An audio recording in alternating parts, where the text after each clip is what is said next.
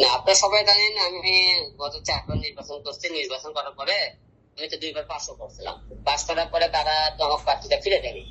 এখন আওয়ামী লীগ নির্বাচনটা শব্দ অবৈধ ঘোষণা করালো। সেই টাইমে যদি অবৈধ ঘোষণা করা হয় নির্বাচন, তাহলে এতদিন পরে ইরশাদ ভাইকে যেহেতু তার প্রার্থীটা ফিরে দিয়ে তার মনে করেন ফিরে দেওয়া হয়েছে, তার মেয়র পদ ফিরে দেওয়া হয়েছে। মেয়র পদ যদি ফিরে দেওয়া হয়, তাহলে আমি 4বার নির্বাচন করলাম, আমি বাংলাদেশে এত মার খাইলাম, এত নির্যাতিত হলাম, 4বার আমি মনে করেন হলে যে নির্বাচন করে 2বার পাস করলাম, তাহলে আমাকে কেন ফিরে দেওয়া হবে না? আমার অপরাধটা কিছু। ইরশাদ ভাই টাকা পয়সা আছে, সে কোটি কোটি, তার ক্ষমতা আছে, সেই জন্য ফিরে দেওয়া হলো।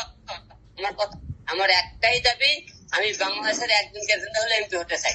আমার হলে যে তারা এমপি পদ ফিরিয়ে দেবে, এটা আমার চাওয়া পাওয়া। তাকে মেয়র বলে তাহলে আমাদের গুলো ফিরে দাও। আমরা কি অপরাধ করছি?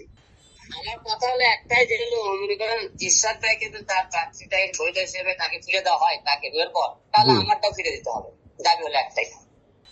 আমার তো সেই টাইম মামলা করা দিয়ে আছে, আমি তো মার খাওয়ার পড়া দিয়ে তো মামলা করে রাখছি।